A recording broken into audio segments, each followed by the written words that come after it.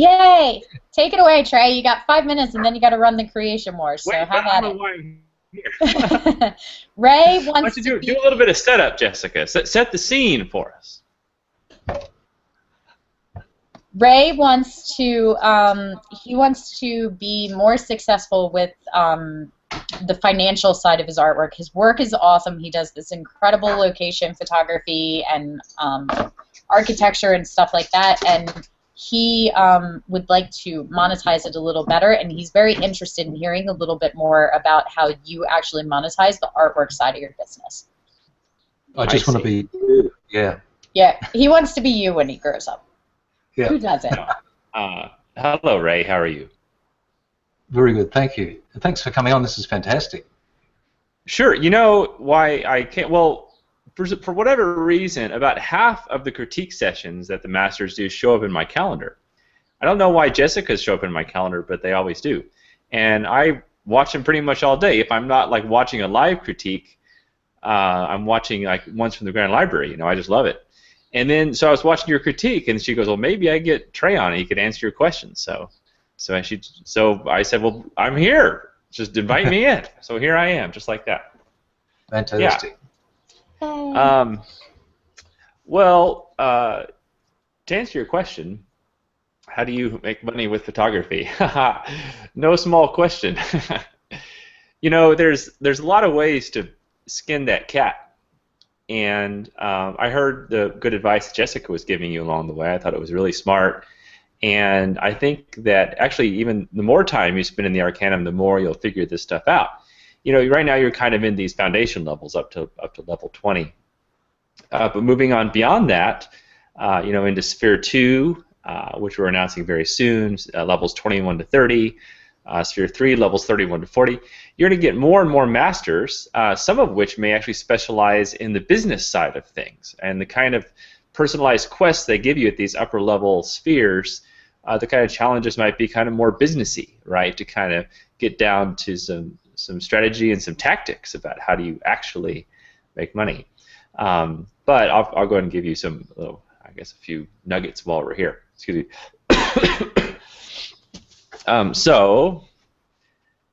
Well, I think you've already got the core of it down, I can tell, just from even listening to a little bit and seeing some of the photos, is that the core of it is that you really love taking photos and that you take good, interesting photos.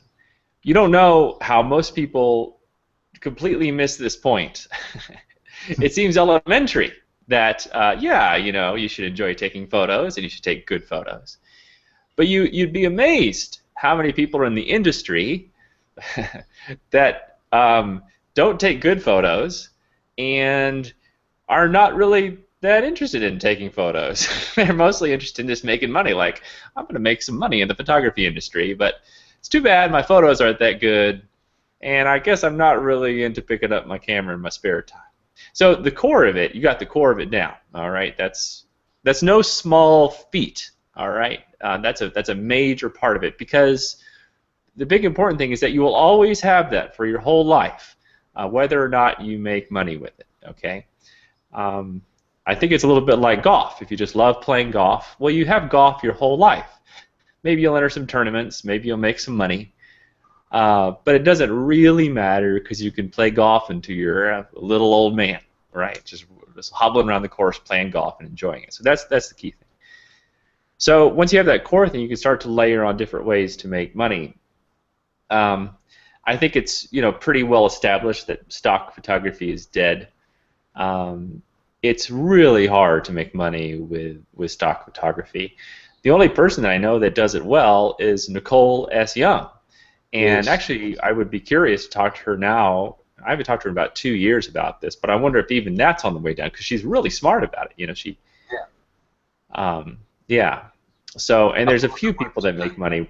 Sorry, go ahead, Ray. What'd you say? Yeah, sorry, I follow her work too because I admire what she does. She's very, very good. Yeah. Yeah. But that's a whole other thing. I know you're into landscapey stuff like me. And if you're doing stock photography, you got to set up. You got to have like an ice cream sundae, and you have to have people from 4 racial categories all sharing a sundae. Yes. It's ridiculous. I mean, where do you?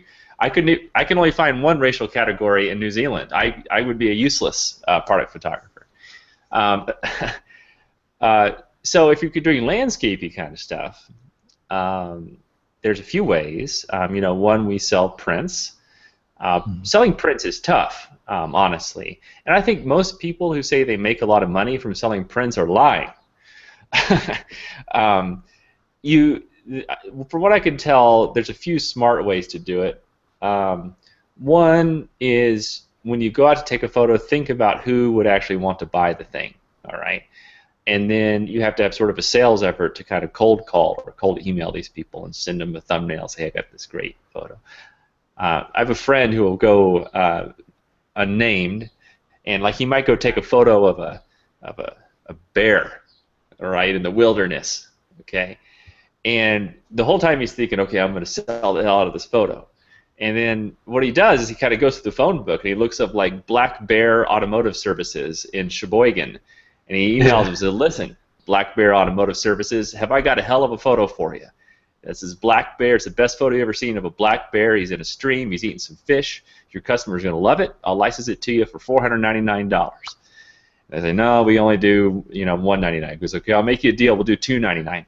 So anyway, and then he just like rinses and repeats this all over the place. So it's a tremendous sales effort, but it does work. Okay, but you kind of have to enter that mindset. As far as selling prints to customers, that's a trickier business because buying prints over the internet is scary. It's like buying blue jeans over the internet. You just never know. Or furniture, a couch. It can work, but it's kind of hard to get a big audience to sell to. That's kind of the problem, and I think it can be annoying if you're always telling your Facebook friends to buy your prints.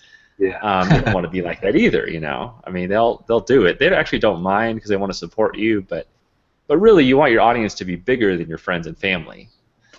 I noticed that one way prints do make money is people who continually put them on sale, like a 30% off just for 2 days. That's the only time people actually react to stuff like that. So continual sales, things that run out of time, especially if you take landscapes of a situation where someone might actually want to buy it, like the California Department of Tourism, or you kind of got to think about who will buy this kind of stuff. A hotel chain, usually it's a small hotel. Usually hotel chains won't do it because they don't make those kind of decisions. So you really kind of have to put on that business hat after you take the photo and then start doing that kind of thing. And then there's always workshops. Workshops go pretty well. They're quite a bit of work, but they're fun, especially if you like to teach. I heard you were talking to Jessica about maybe being a master someday at the Arcana, which we're about to announce this cool thing called the Path of the Protege, where we kind of show how this can be done. So that can be kind of a fun way to do it.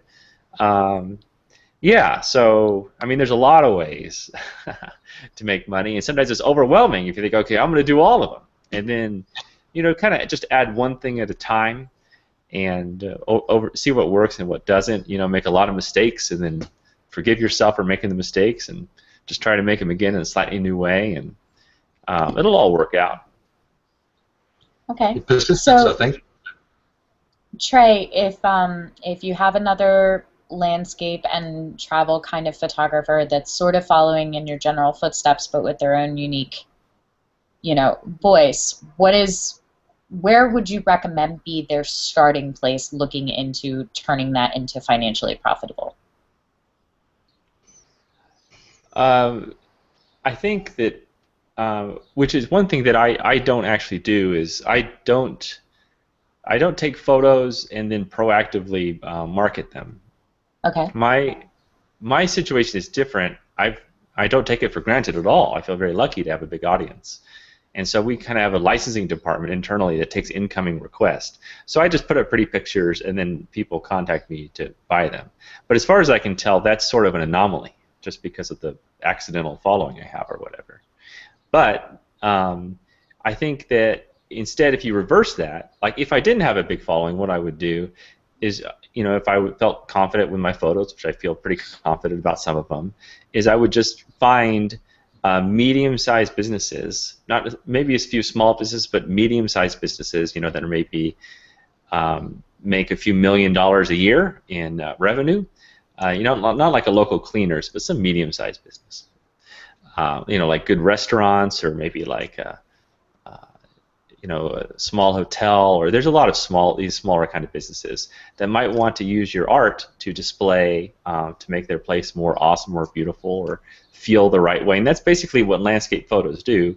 There's so many people that want to buy landscape photos, but they just don't know where to go get the good ones.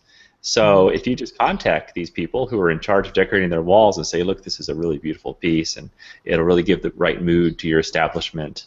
If you just kind of serve them up a really good deal, they'll probably say yes. So you kind of got to pound the streets, and don't just like expect people to walk in and buy it. You kind of got to go out there and put on your salesman hat too, and that can still be kind of fun.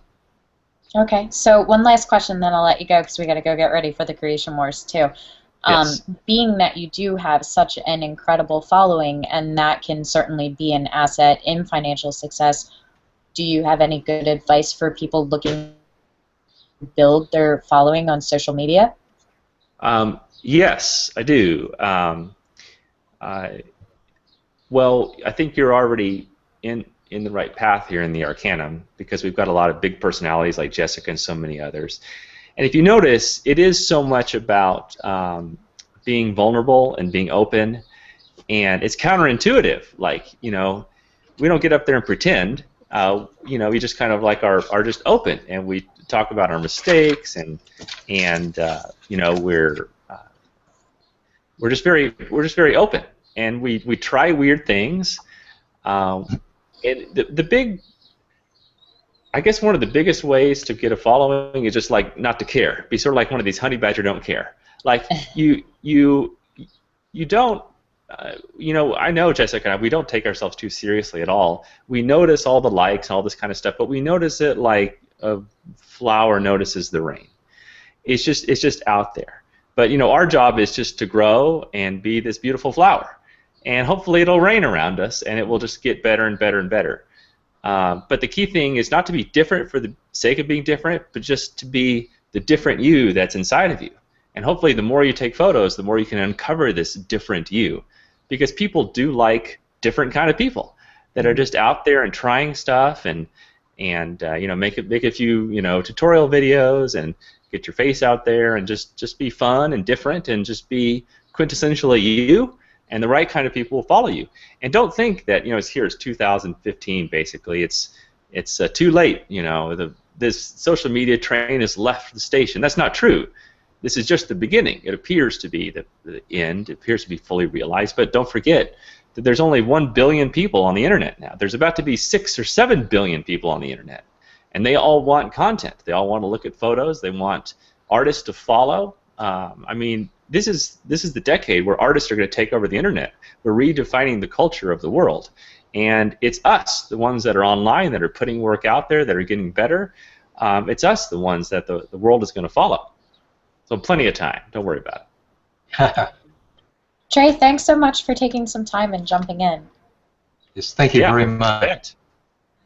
All right. All right, Ray, how are you feeling? Yeah, great. Thank you. That's fantastic. A really unexpected highlight of the year, I'd say.